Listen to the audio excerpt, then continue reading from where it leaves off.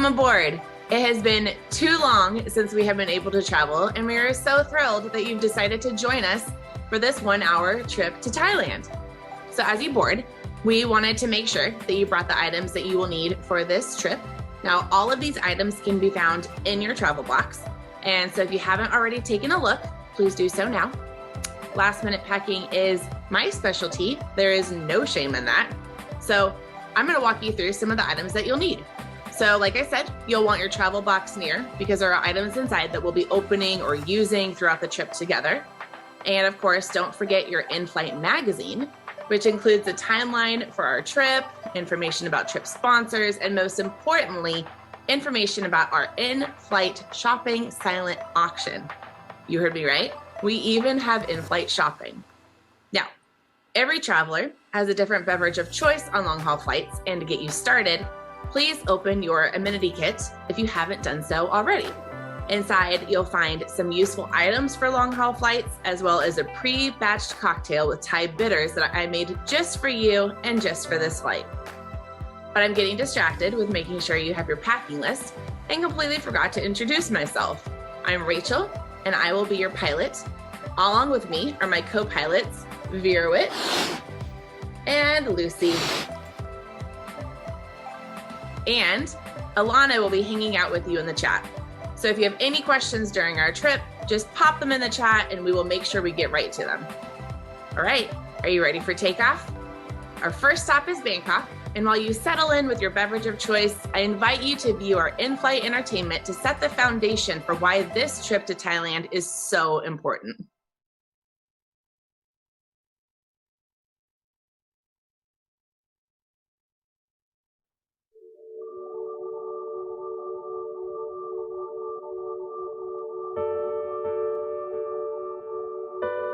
My fellow traveler, your life is not your life alone.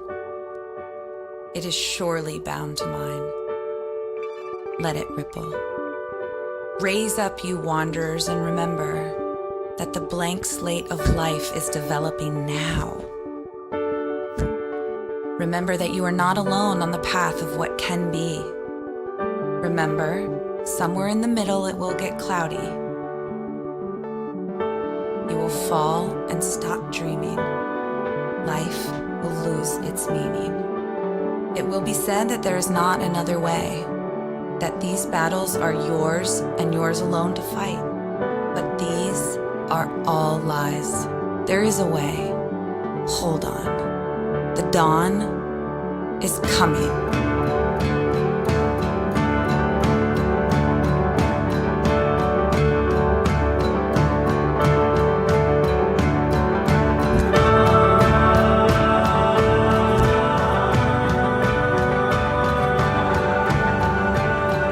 From the ashes a fire shall be woken, a light from the shadows shall spring. The swell of the sea is within you, feel its pull. Traveler, make your sign for the betterment of all the world. Be notorious in your love, live out where you fear to live. Our lives are not our lives alone. We push each other out of the dark and into the impossible.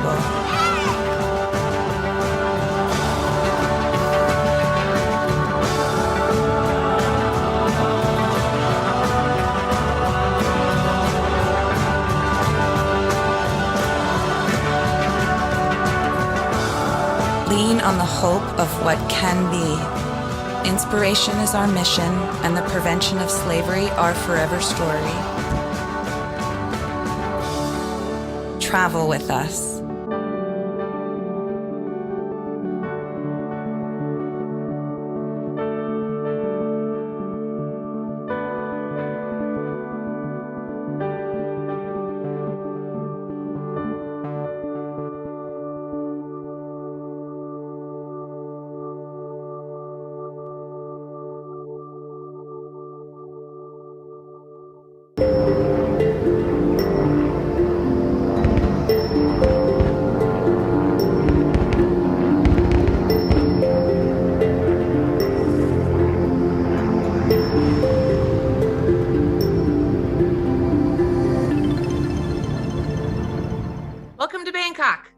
have so many guests from all over the world with us today. And so if you haven't already, will you please take a minute to introduce yourself to your fellow travelers? Perhaps share who you are, where you're from, and if you've been to Thailand before. We'd also love to learn why you decided to come on this trip. Why is this a cause that you care so much about? So take a minute, and we'd love to hear from you. You can insert it in the chat below, interact with your fellow travelers. We look forward to getting to know you a little bit more on this trip.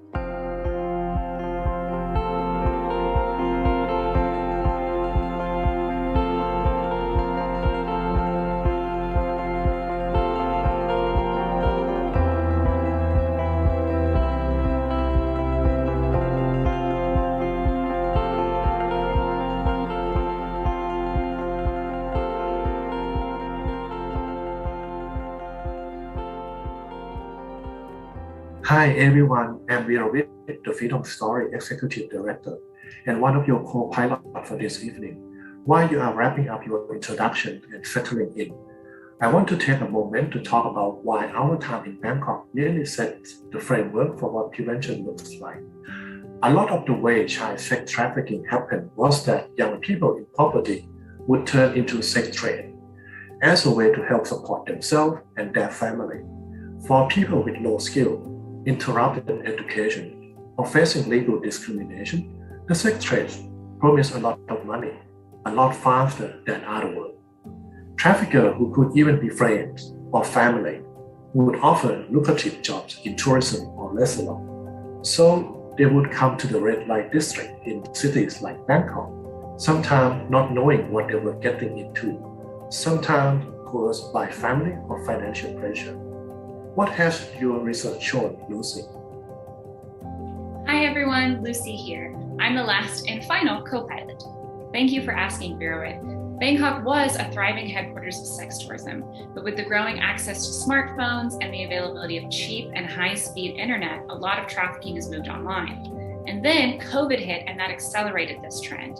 People were forced to stay home and spend more time online. Children were spending more time on social media, and that's where predators were lurking to take advantage of them. These predators, these exploiters themselves had a lot more access and time to groom children to encourage them to share explicit videos and photos. Then they were able to make money off of those images. This sale or dissemination of this child abuse material has skyrocketed. Our friends at Lyft International estimate that online trafficking has increased by about 70%. We're going to learn more about this issue from our partners, the Hug Project, who are in Chiang Mai. So we want to show you how this pathway to trafficking works, and of course its impact, by taking you to one of our partner organizations. On all of our learning trips, we make sure to introduce our supporters to these partner organizations.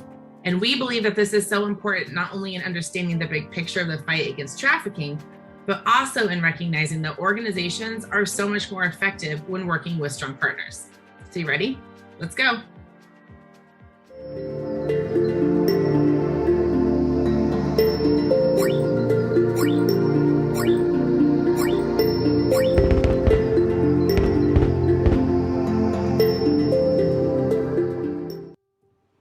Hi, my name is Kimberly Quinley, and I'm the Executive Director of Step Ahead Foundation in Bangkok, Thailand. Our vision is to see all children in Thailand growing up in safe and nurturing families. We deliver services to strengthen and support families living in under-resourced communities. We build the capacity of adults to improve the well-being of children. That means we coach parents starting with what is strong in their families instead of what's wrong. Our family strengthening curriculum teaches families the dangers of human trafficking. We help families understand the push factors like poverty, lack of access to education, and pornography. Internet safety decreases risk. Income generation is critical to keeping families secure. We train government and social workers and other NGO partners in family strengthening and support services. We advocate for better laws and serve on several government committees, drafting policies so that children are safe and protected in families. The past couple of years has been devastating for one of the communities we work in. COVID-19 spread like a wildfire in Bangkok's largest slum. because of the overcrowded living conditions. Most families there work in a daily wage environment, which means if they don't work, they don't eat. 800,000 more people in Thailand slipped into poverty last year. The families we partnered with couldn't work during that long lockdown. With little to no savings, they couldn't pay rent, electricity, or buy groceries for their families. Through generous donors, we managed to help families with cash transfers and provided them with dry food parcels. We made sure their families had internet on their cell phones so that children could continue their online education. We strongly believe that collaboration creates collective impact. We actively participate in several networks and collaborations, and we've seen firsthand how partnering makes a huge difference. We just completed a beautiful family strengthening handbook. We feature the amazing work of Freedom Story in that book. We love the work they do and want to encourage you to be generous in your giving during this Gala fundraiser. Kapun ka.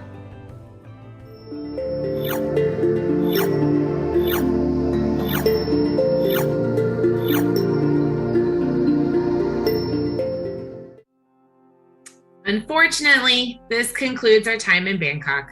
We know there is so much more to see and do, and we hope that you'll come back someday to enjoy the immense beauty of this city. From the floating markets to the grand palace and the ancient temples, there is so much to experience. But onwards we go to our next destination, Chiang Mai. While we enjoy a short flight to the north of Thailand, please take this opportunity to finish your in-flight shopping as the silent auction closes in a few minutes. So go ahead, pull up the link.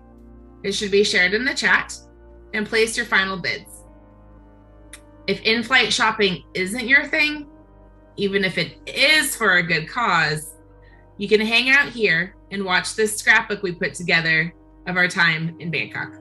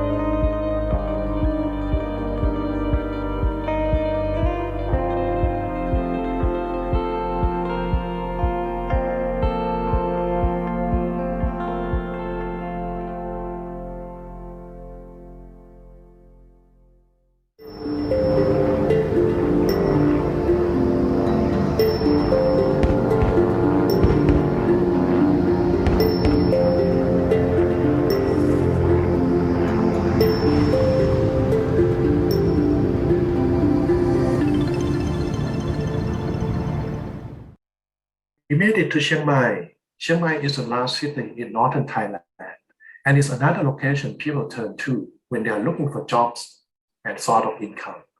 This is an area closer to many ethnic minorities, such as Northern Hill tribe and migrants from Burma. There's even a different dialect of Thai, Kham Mueang, spoken here. The two dialects are different enough. They are almost different languages. This ethnic minority can face a lot of social and legal discrimination. Many of them are stateless, which means they don't have citizenships in any country. So they don't have the same right to healthcare, education, driver license, banking account, and things you need to function in society. This condition pushed them into underground work situations, jobs that are exploitative in many ways, including sex trafficking. That's right. And like Bangkok, Chiang Mai has a thriving red light district, areas that serve foreign men when they come to travel to Thailand, as well as areas that have a more local clientele. There's a spectrum of bars, from those that are more explicitly selling sex, down to regular bars where sex workers tend to hang out and subtly offer their services in a more freelance way. However, as we've talked about in Bangkok, a lot of child sex trafficking has moved online. Let's turn to our partners, the Hug Project, now to learn more.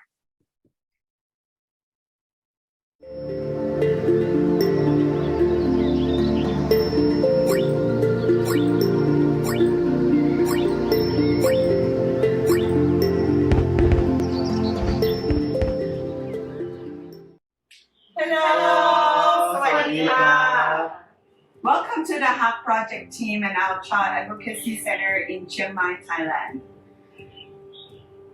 Hi, my name is Boom Bosby and I'm the director and the founder of the Hub Project Thailand. Now, at the Hub Project, our mission is to prevent, protect, and restore children who are trafficked and abused, both online and offline. Since the COVID-19 outbreak in 2020, we have seen the rise in the online sexual exploitation of children. Another case that is of a concern during COVID that we collaborate with the Freedom Story is that many children, even like young adults, were to go work overseas in the neighbor countries, and they exploited the use of social media, promising a high-paid job. So many of them were tricked to go work in the neighbor countries, but never get money and got locked up. So we opened a hotline channel for young children to have easy access to make a report when the government cannot respond to when they need emergency assistance. And since we opened that hotline, we got over 500 cases already have been reported since these past 2 years. Finally, our project is very thankful for the Freedom Story to support us and make our work possible in Chiang Mai, Thailand. Thank you.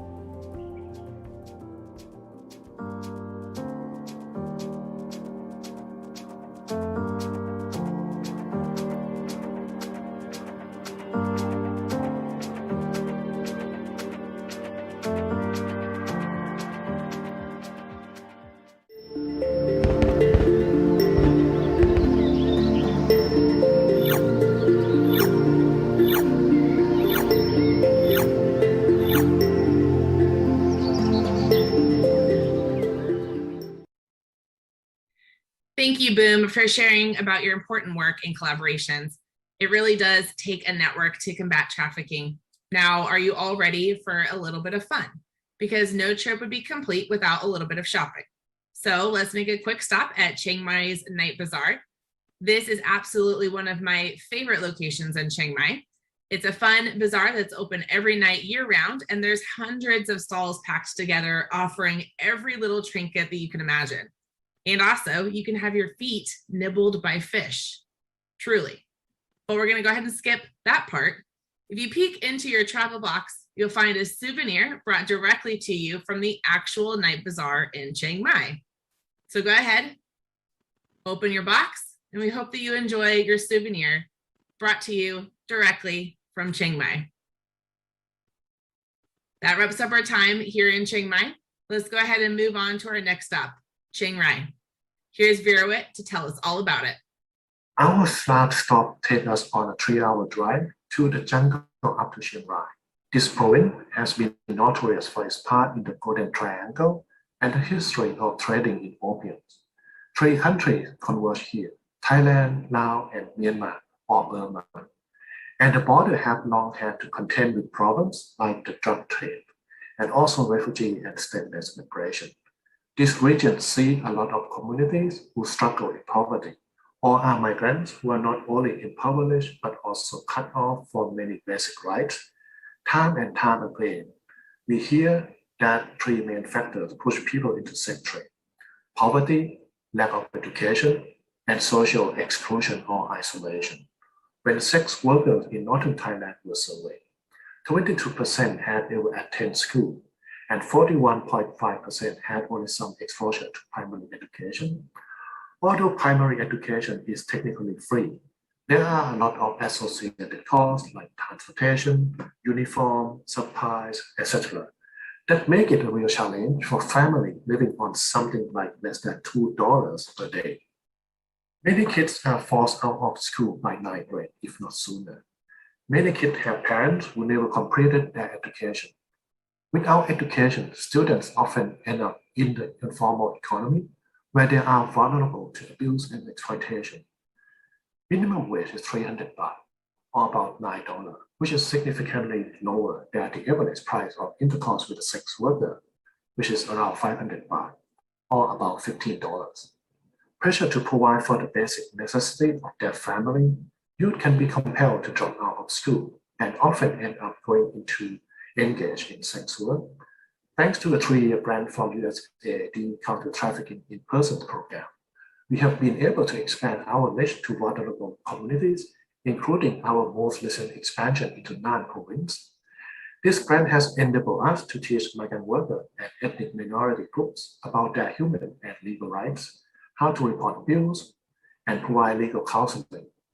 Let's turn now to Lucy, who can tell you more about our programs and how they help us address the major risk factors. All right. Thank you, Virawit. That is great. I'm Lucy. I'm our Director of Strategy here in Thailand, and you are at the Freedom Story Chiang Rai office. This is our office/resource center. So it's where we work and where we welcome students and community members as well. This office has been running since 2008. And over here, you can see our computer lab, where we offer, access to computers and the internet for students. We help them with their homework. COVID has had pretty big impact on our programs this year. The rate of vaccination in Thailand has been pretty slow, and so we haven't really been able to welcome people to the center in the same way, so we don't actually have activities going on in person here right now. So that's over there. That's all offices for our staff where they work and where they can meet with students and where we have our meetings. In here, this is our library. So here's where we do big staff meetings. We have books available for students. We're able to do tutoring and homework help. And we have these bags, which are COVID relief bags that we're giving out to vulnerable communities like the migrant workers that we work with under our human rights program. And in here is also where we have our office cat. So the education program really provides access to education, after-school support, and mentorship to students in need. So it helps to make sure that they have the psychosocial support and the educational support they need to stay in school. Over here in the Sala is where we do a lot of our human rights programming. So this is where we do the training and the awareness on things like sexual rights or human rights or labor law, because we're able to bring a large number of people together in this space. And that really helps to make sure that people know what their rights are, what they're entitled to, and what trafficking is and how to prevent it. Over here you can see we have an office cat and we have office chickens. So the office chickens really serve as a way for us to teach community members how they can use a space in their house that's not very big like this to raise chickens. And by raising chickens, they can make more income for their family and provide a sustainable source of income. And so that really fits under our Sustainable Livelihoods program, where we're partnering with households to build individual and sustainable supplemental sources of income for them. So that's our office, and this is kind of the main thing that we have going right now. All right, see you guys, bye. Thank you, Lucy. Let's talk now about a special aspect of our work, home visits. Home visits are another way that we develop relationships with students and their families. These relationships allow us to see more deeply the challenges that they're facing, what hidden barriers might be putting a child at risk of dropping out of school or making dangerous choices, and that make it possible for us to provide guidance and support when they get into trouble of some kind. So why a student might decide to call us at the last minute before boarding a bus to Bangkok, for example. And so today we would love for you to join us on a home visit. We're gonna go visit two sisters, Saifan and Penny. When we first met them, they were very young, around 12 years old, and living in a hut in the jungle without any electricity. They were on their own and they were very far from help. Today, we can see what has happened to them since.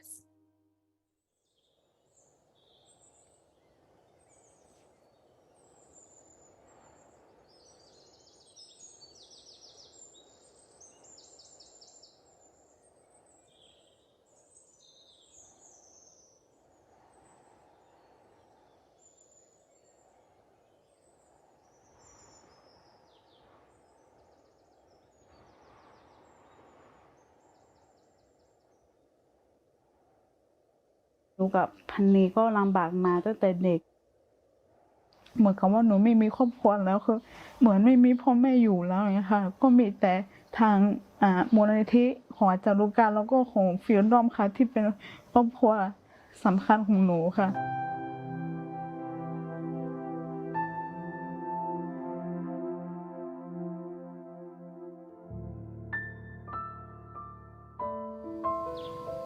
ครอบครัวของหนูนะคะเป็นครอบครัวที่ไม่มีสัญชาติไทยค่ะครอบครัวของหนูนะคะเคยอยู่แบบในป่าไม้ค่ะมาเหมือนเป็นอุทยาน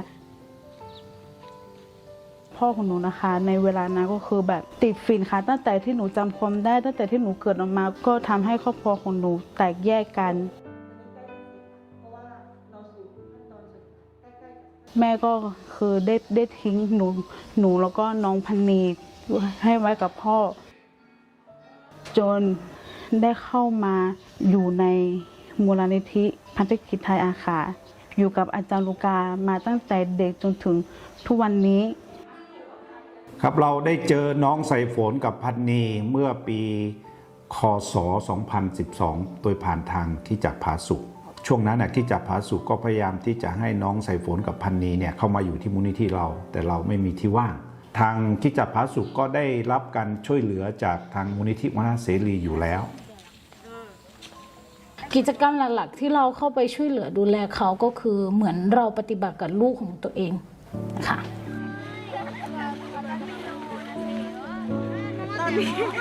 ตอนนี้ก็ทำชาค่ะเราจะไปตัดค่ะเป็นแถวเพื่อนำมาใส่ในกระสอบแล้วก็นำไปขายค่ะถ้าพูดถึงอนาคตของหนูใช่ไหมคะคือหนูมีความใฝ่ฝันที่อยากจะเป็นนักธุรกิจอยากจะมีร้านกาแฟเป็นของตัวเองแล้วก็ซึ่งภายในร้านนี้นะคะก็อยากจะให้มีขนมเบเกอรี่ด้วยค่ะถ้าเกิดว่าในอนาคตหนูนะคะหนูได้เป็นนักธุรกิจแล้วหนูมีเงินเก็บก้อนหนึ่งแล้วหนูก็จะไปที่ประเทศจีนค่ะเพื่อที่จะไปพาพ่อแม่และน้องสาวของหนูนั้นกลับมาอยู่ที่ประเทศไทยกับหนูและกับพี่หนูค่ะ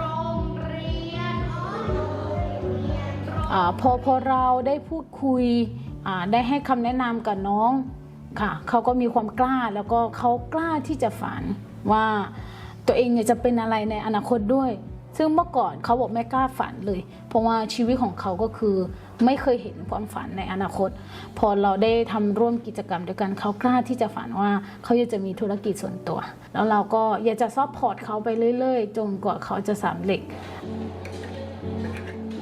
หลักๆที่เราต้องสนับสนุนความฝันของเขาให้สำเร็จก็คือในการทำเรื่องสัญชาติให้เขาค่ะเพราะว่าเรื่องสัญชาตินี้มันเป็นสิ่งสำคัญสำหรับการทำธุรกิจทุกอย่างเนาะถ้าไม่มีสัญชาติมันก็ลำบากเพราะว่ามันจะมีข้อจำกัดบางอย่างที่เขาไม่สามารถทำได้แล้วก็มันไม่ได้อำนวยในทุกๆด้านค่ะ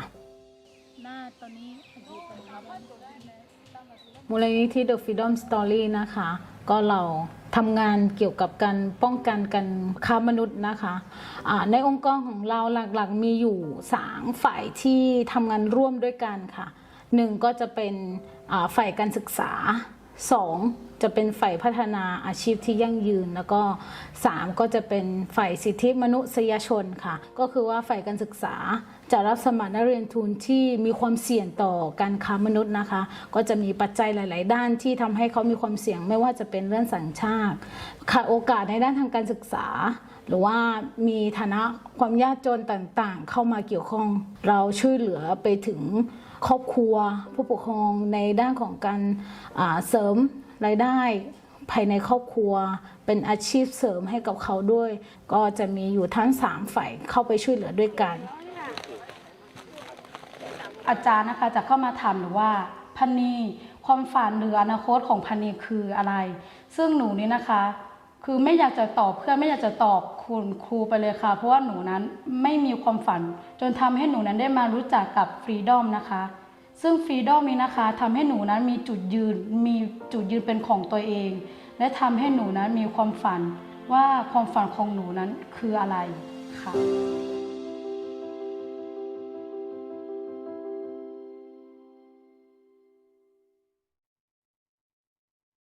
So home visits are one end of our community, and the other end is our community of very generous donors.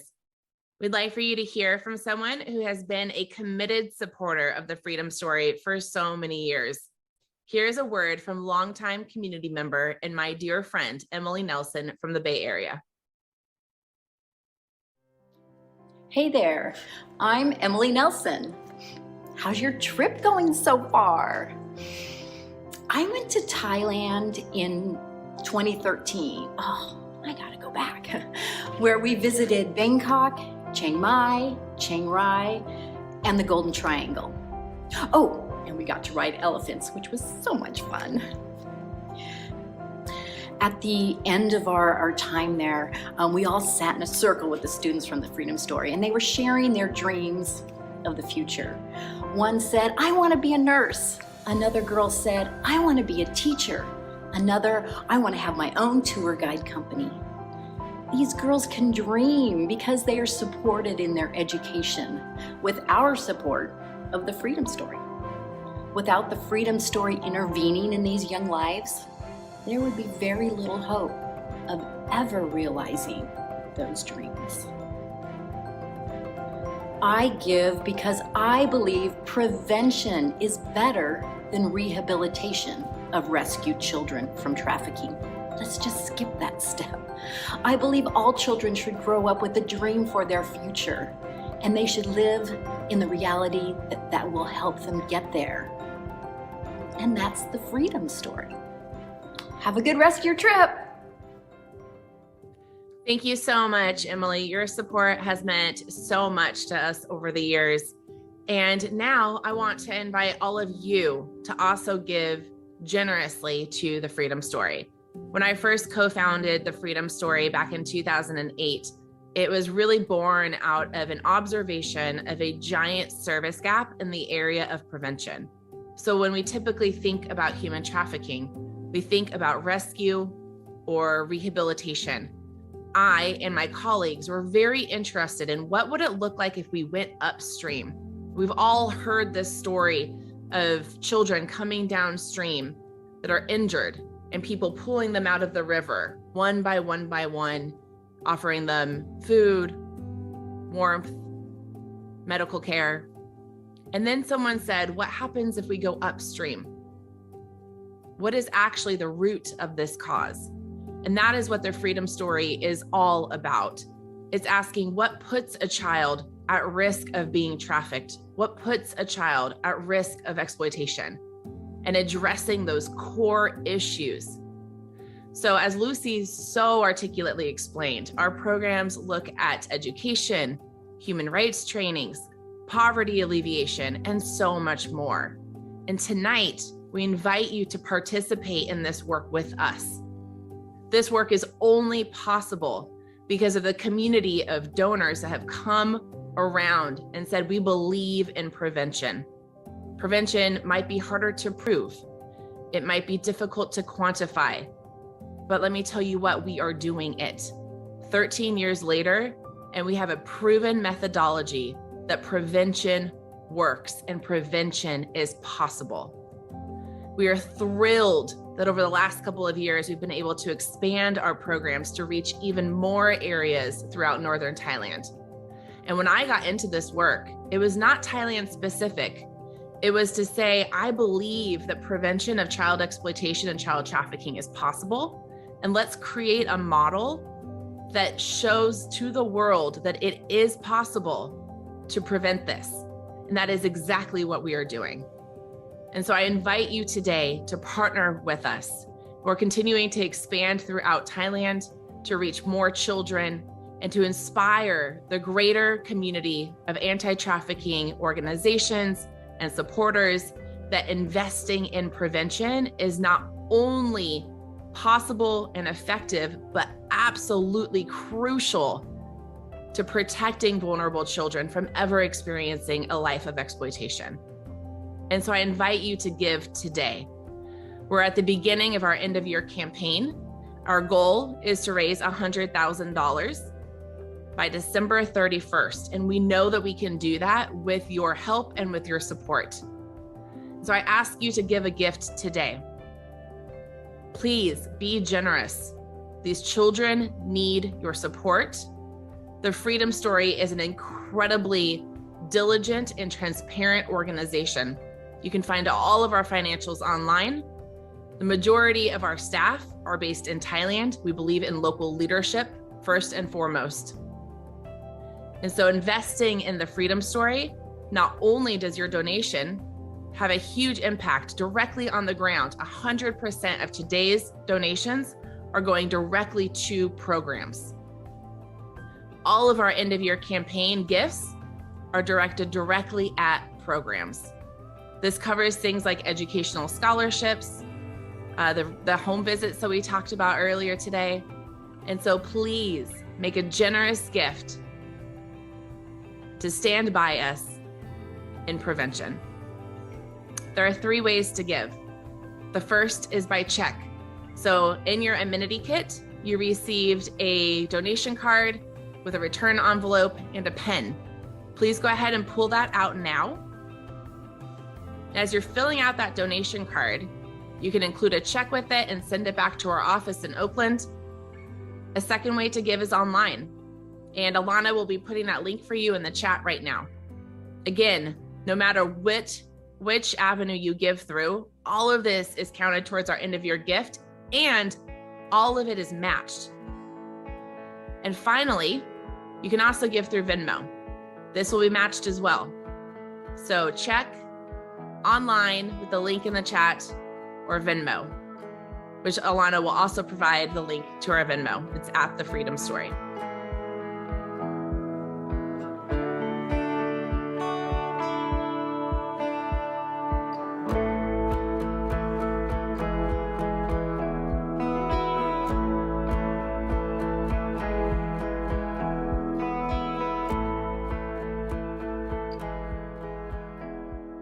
We're getting close to the end of our time together, and we know that you must have so many questions about trafficking or other things related to the Freedom Story that we might not have touched on, and we'd love to open it up for 15 minutes of Q&A.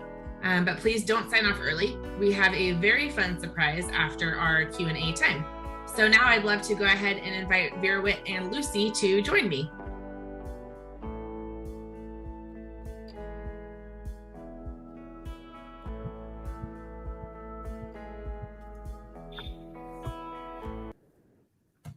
Hi, Vera Witt. Hi, Lucy. Lucy, it looks like you're muted, just so that you know. Hi. Hi, Lashos. Hi. Thank you both so much for joining me on this trip to Thailand. Even though you are both literally in Thailand, it has been so much fun to revisit some of the memories and work that we have done together. And so I want to open it up now for a time of Q&A. Please put your questions in the chat. We are really excited to hopefully address as many as we can.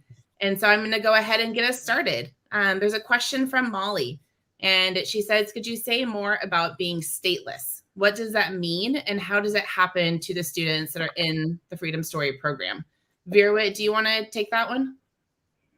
Yes, I think as you saw in the video presentations, it's just now that there are a lot of stateless people in Thailand and also in the regions. So what happened is that these people live on the border between Thailand and Myanmar, on the hill, on the mountainous areas, which has really difficult access. So their life is really difficult because they are not legal anywhere in Thailand, and they are subject to arrest, but they cannot be deported because they don't have anywhere to go. But they end up being in this borderline physically, mentally, and legally. And that put a lot of strain on the family and the children who are in these situations. It's difficult for them to go to schools, that it requires a lot of negotiations, even though the law has been lobbied and changed. But practically, when going to school, they would not be integrated into the societies, or to actually be qualified and eligible for government support. They may be entitled to some, but they would not be eligible for other support or stipend from the government, which make their difficult situation even more difficult. Yeah. Thank you for sharing that. As a follow-up to that, Lucy, Adam was asking, what has been the hardest part of COVID for the Freedom Story? Great question. COVID has been challenging for everybody. Thailand had a relatively easy time with COVID in 2020, and we've had a much more difficult time in 2021. And so that's been quite a challenge. I think another of the challenges is, we touched on this in the video also, but perhaps in America or in the West, we're able to do online programming. Students are able to access online education very easily, and that's really not true in Thailand. We did some research earlier this year, and we found that families were almost completely unprepared for any kind of online education because they didn't have internet at their homes. Internet on your phone can be very expensive for those who are living in poverty, and having to have multiple devices for children, multiple children to study or to watch and do your homework at the same time is really just not a possibility. So while we would love to do online programming with our students and families, for example, anything beyond kind of video calls or group calls is really very difficult. So that's been one of the hardest things in terms of programming for the Freedom Story and with COVID. Thank you, Lucy. We got a great question here from David. Hi, David.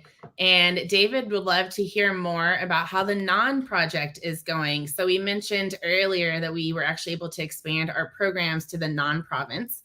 Virawit, would you like to touch on that a little bit? Yes, I would love that. Non-province is really exciting project of ours because, so many years we have been working in Chiang Rai, and we develop our models on prevention of human trafficking.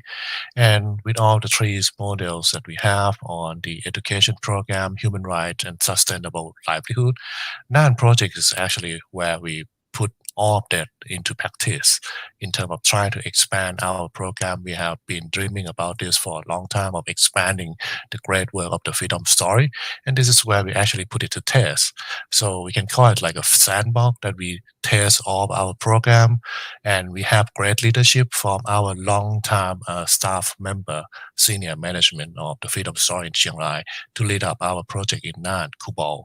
And he has been doing great, working with the community, setting up the program. So thumbs up to Kubal and his team that has been growing. And we have seen a lot of excitement because the Freedom Story is actually the first organization that working on prevention in Nan province. So the entire province is actually having only the Freedom Story there. So we are very excited about this opportunity. We have seen a lot of tractions in this program. The community support us. They are very excited. And we also work with the others like my organizations and also the private sector in Nan province to make this a thriving force to change the livelihood and the life of people there. Yeah, it has been so much fun to see the programs not only expand, but be able to expand. And like I mentioned in the ask, that has always been one of our dreams, was to be able to replicate the model of the Freedom Story in prevention. And so being able to do that in the non-province and have it led with such excellence by Krabon and his team has been really encouraging and wonderful. So thank you for sharing that. Allison, hi, Allison. I'm so glad that you're here. Allison said, Lucy, I've wanted to meet you for so long now. But then she also had a question that I'll direct at you, Lucy, since she wants to meet you so much. And it's, how is the Freedom Story unique amongst other organizations that are also doing prevention work in Thailand? So what is it that really sets us apart from that? Wow, Allison, thank you. I'm honored. And hopefully you can come to Thailand soon and maybe we can meet here. And the thing I think really that puts us apart is our focus on holistic prevention. You do get organizations who are working in anti-trafficking in other ways who might have an awareness raising aspect to what they do. They might go into a village and raise awareness of what trafficking is, or do some kind of training and awareness raising. But I think what makes us really unique is we look at, the evidence-based risk factors. What is it that's putting children and people at risk of being trafficked within our specific context? And we have designed our programs specifically to address those main risk factors. And we do that in a really holistic way for individual families and individual children. And I think that impact spreads throughout wider communities. And that is really what I think sets us apart, is that we are really unique in addressing holistically the risk that a child has, as opposed to, giving just information or just giving a scholarship or just giving, a micro loan for income generation. We see how by combining all of those together, we're able to really powerfully decrease their vulnerability to trafficking. And not only that, but really set them up for a life where they can thrive, a life where they can dream, where they can own a bakery, where they can be a teacher, they can be a nurse. It's not just not being exploited. It's really a full life that they're able to enjoy. Thank you. I love that answer. And I'm going to stick with you, Lucy, for a second. We got a really cute comment from Rachel Sparks, who, by the way, is the original founder of what was then the Sold Project. And so I always tell Rachel that she has completely changed my life through just our meeting, because I am now 13 years in running what is today the Freedom Story. And so this is a special comment for me. So Rachel says it's from her daughter, Adela. Hi, Adela. She says, why couldn't, keep in mind, this is a question from Adela. Why couldn't children dream before the Freedom Story? I love the Freedom Story, and I'm going to give my whole giving money to the Freedom Story. So Lucy, can you answer Adela's question? Why couldn't children dream before the Freedom Story? Hi, Adela. Thank you so much for your question. I love that question. And thank you so much for your generosity also. I think for a lot of children who are living in Thailand, their parents don't make enough money for them to live very comfortably.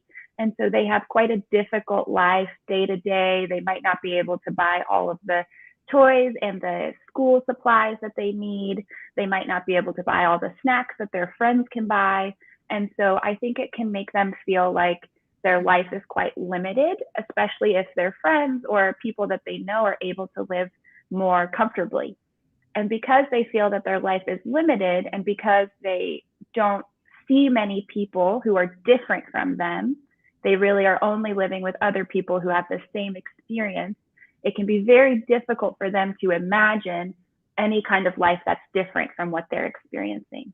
So while I hope that you can grow up with people around you who are able to show you all different kinds of jobs and different kinds of lives that you can live, for a lot of the children we work with, they only know people who are like them, and they only grow up with people who are also living in pretty uncomfortable lives.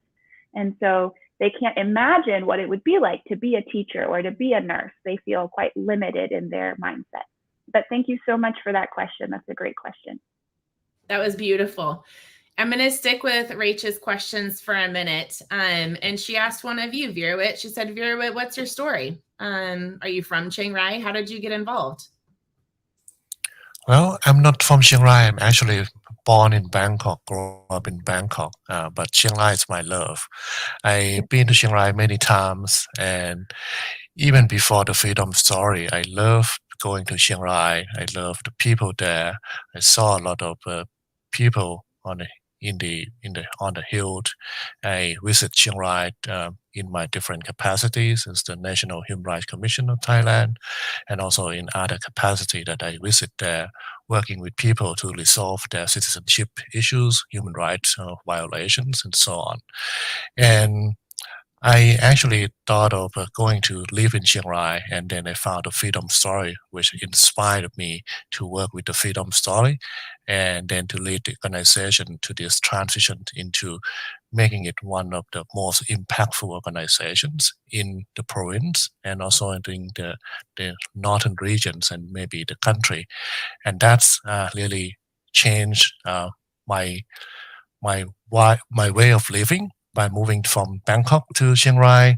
But in a great way, I really enjoyed my time in Chiang Rai, working with the great people, great mind at the Freedom Story. And we begin to make more and more impact every day as we are working on this journey. Thank you so much, Virawit. I'll stick with you for a minute here. And Lincoln, hi Lincoln, it's great to see you here. Lincoln asked, how many students do you support in the education and scholarship program? So could you talk a little bit about maybe not just the number, but then also kind of what that looks like? Yeah, I think now we have, almost 100 students in both centers, Chiang Rai and Nan. And the number have been growing over the years thanks to the sponsor and supporter like you and others who share our visions and dreams of making the life of students better and better every day.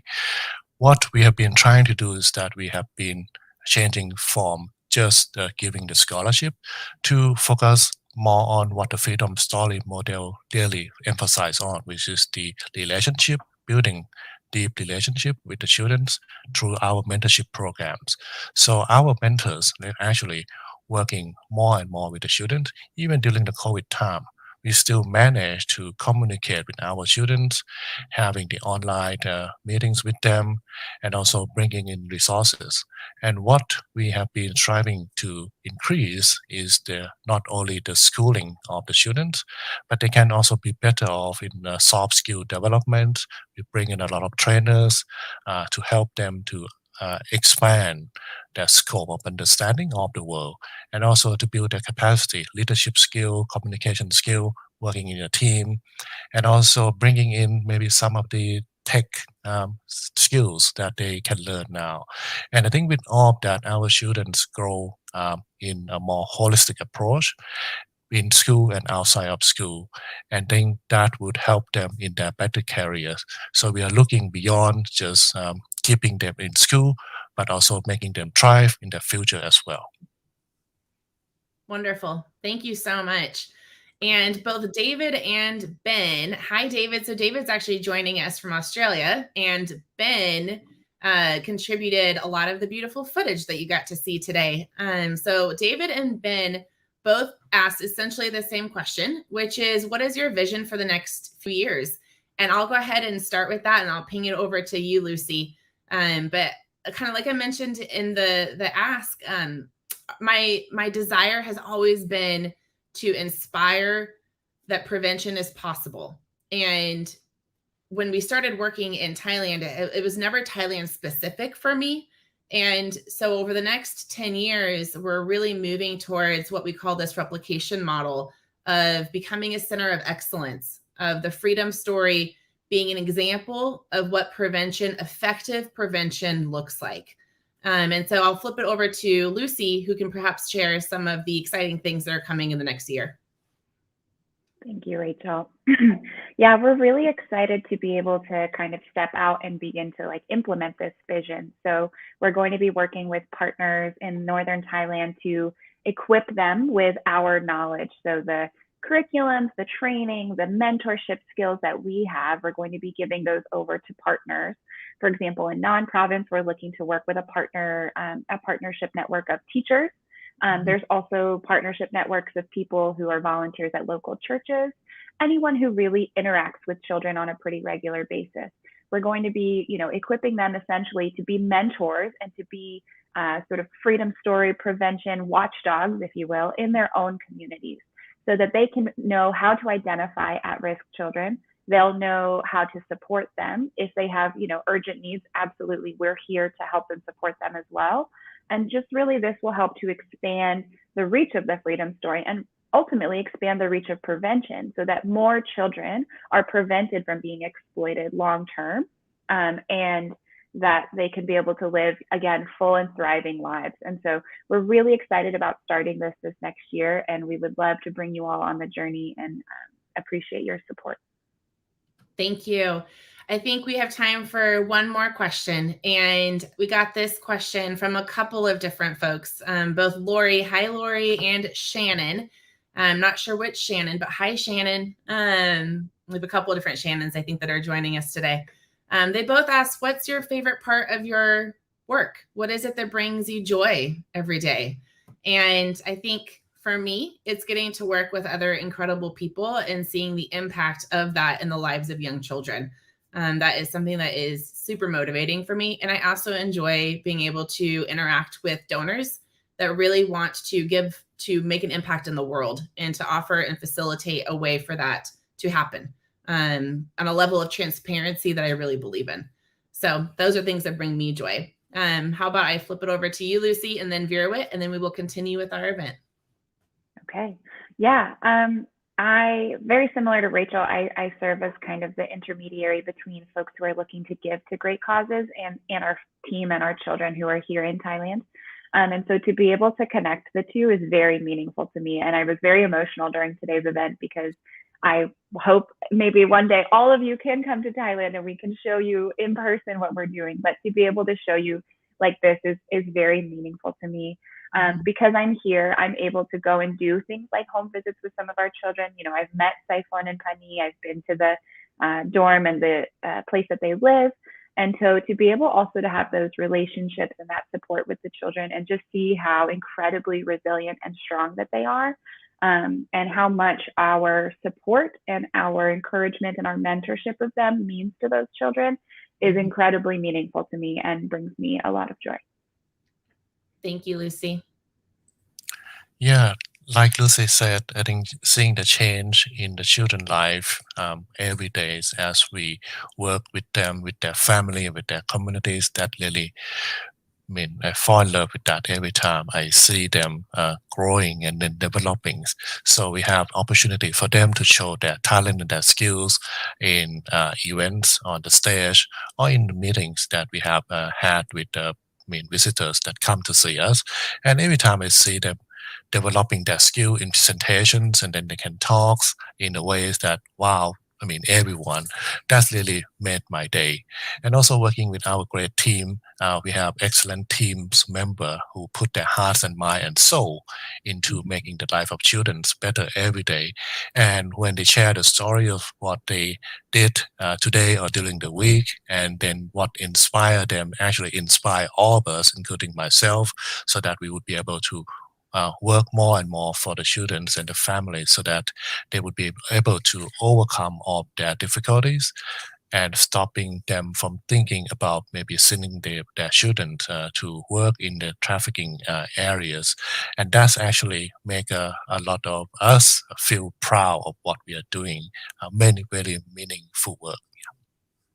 Thank you both so much for all of your beautiful work with the Freedom Story and for taking time to come and share with us today. We're going to head and continue our event. Thank you so much. Thank you. Thank you. So before we sign off and say all of our goodbyes, we have one last surprise for you as promised. In your travel box, so go ahead and grab your travel box, you will find a postcard. And this postcard represents a way to pay it forward. The cost of your ticket included a $5 donation towards a home visit, just like what we saw here today with Saifon and Penny. A check-in with our students and families to build a relationship of trust to help keep vulnerable kids on a better and safer path is what the home visits are all about. And that donation can be gifted forward to one of your friends or family, someone who you think might enjoy knowing that a little bit of good was done in their name today. So go ahead, sign it, address it to someone that you think would care about these issues like we do. And we hope it's an opportunity to spark a conversation. Thank you all for joining us today. What a fun and special event this has been. We hope you enjoyed your trip to Thailand. We definitely enjoyed the honor of traveling with you. Please don't forget to make a generous gift online or by check or by Venmo. And we hope that you have a safe flight home.